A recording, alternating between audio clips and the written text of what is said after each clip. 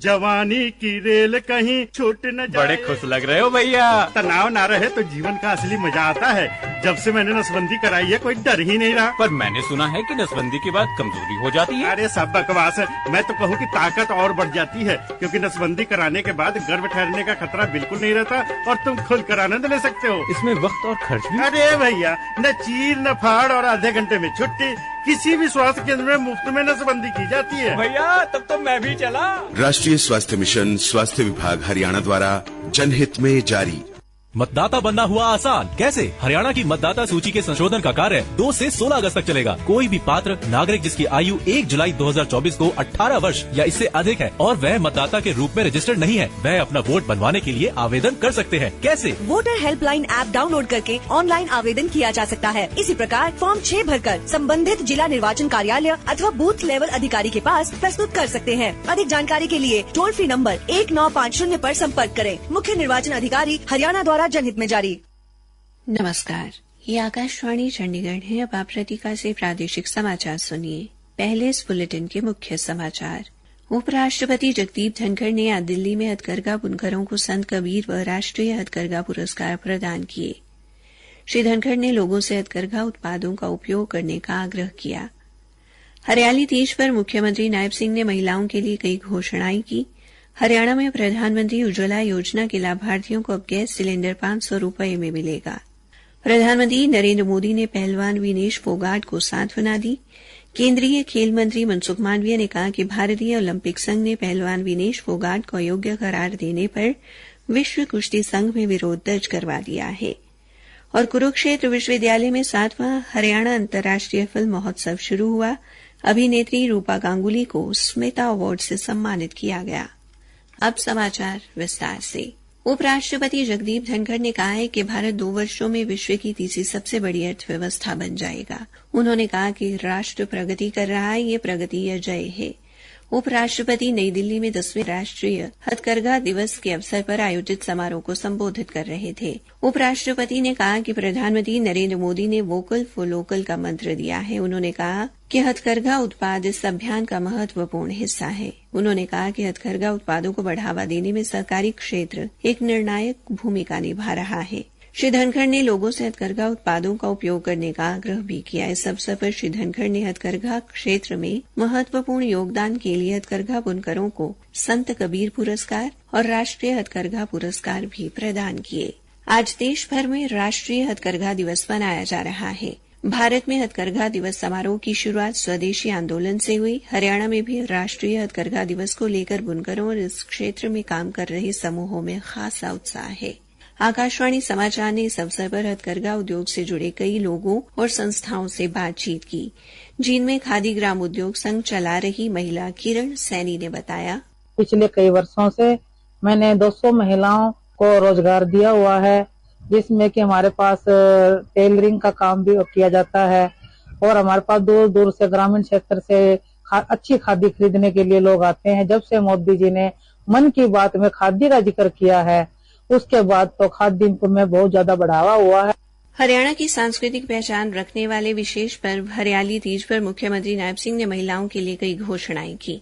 उन्होंने कहा कि प्रदेश में प्रधानमंत्री उज्ज्वला योजना के तहत लाभार्थी परिवारों को गैस सिलेंडर 500 रुपये में मिलेगा। आज जींद में आयोजित राज्य स्तरीय समारोह में मुख्यमंत्री ने हरियाणा मातृशक्ति उद्यमिता योजना के तहत स्वरोजगार स्थापित करने के लिए दी जाने वाली 3 लाख रुपए की ऋण राशि को बढ़ाकर 5 लाख रुपए करने और स्वयं सहायता समूहों को दैनिक जरूरतों के लिए दिए जाने वाले 20,000 रुपए की चक्रीय निधि की राशि बढ़ाकर 30,000 रुपए करने की घोषणा की। इसके अलावा उन्होंने समूह सखी का मासिक मानदेय भी 150 रुपए से बढ़ाकर 500 रुपए करने की घोषणा की।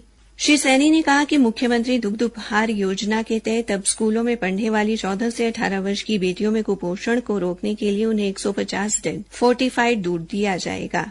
इससे 2,65,000 किशोरियों को फायदा मिलेगा। मुख्यमंत्री ने उपस्थित महिलाओं प्रदेशवासियों को हरियाली व खुशहाली के प्रतीक तीज के पावन उत्सव की हार्दिक बधाई दी और लगभग 30,000 महिलाओं को कोथली भेंट की। श्री नायब सिंह ने कहा कि तीज उत्सव पर भाई द्वारा अपनी बहन को कोथली देने की हमारी सदियों पुरानी परंपरा है। मुख्यमंत्री ने समारोह में स्वयं सहायता समूहों की बहनों को 100 करोड़ रुपए के ब्याज रहित ऋण भी प्रदान किए। उन्होंने प्रदेश की 66 महिला स्वयं सहायता समूहों को सम्मानित किया।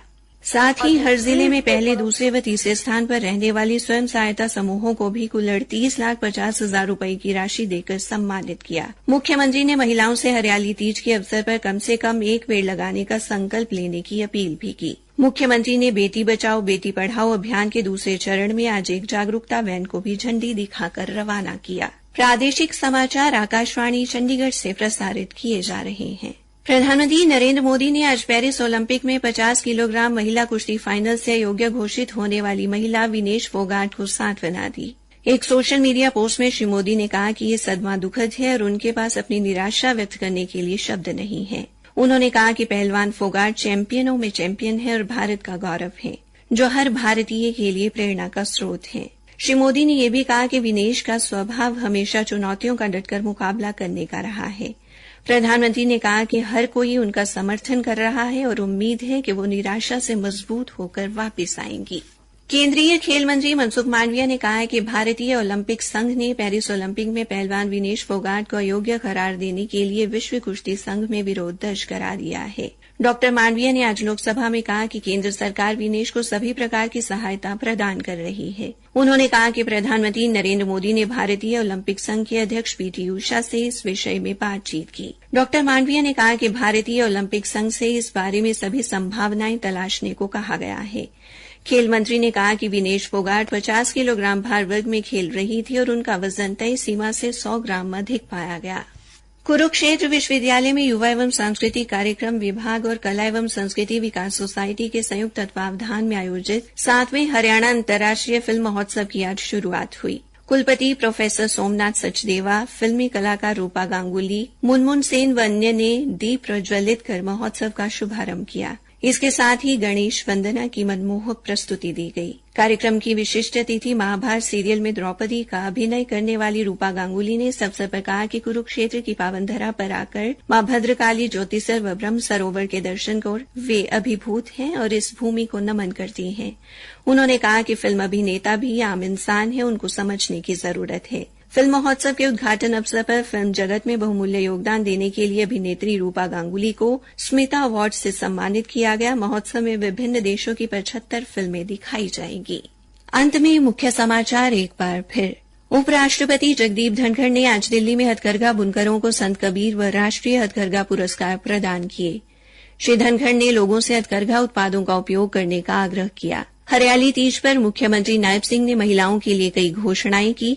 हरियाणा में प्रधानमंत्री उज्ज्वला योजना के लाभार्थियों को अब गैस सिलेंडर 500 रुपये में मिलेगा। प्रधानमंत्री नरेंद्र मोदी ने पहलवान विनेश फोगाट को सांत्वना दी। इसी के साथ ये समाचार बुलेटिन समाप्त हुआ। मतदाता बनना हुआ आसान, कैसे? हरियाणा की मतदाता सूची के संशोधन का कार्य 2 से 16 अगस्त तक चलेगा। कोई भी पात्र नागरिक जिसकी आयु 1 जुलाई 2024 को 18 वर्ष या इससे अधिक है और वह मतदाता के रूप में रजिस्टर्ड नहीं है, वह अपना वोट बनवाने के लिए आवेदन कर सकते हैं। कैसे? वोटर हेल्पलाइन ऐप डाउनलोड करके ऑनलाइन आवेदन किया जा सकता है। इसी प्रकार फॉर्म 6 भरकर संबंधित जिला निर्वाचन कार्यालय अथवा बूथ लेवल अधिकारी के पास प्रस्तुत कर सकते हैं। अधिक जानकारी के लिए टोल फ्री नंबर 1950 पर संपर्क करें। मुख्य निर्वाचन अधिकारी हरियाणा द्वारा जनहित में जारी।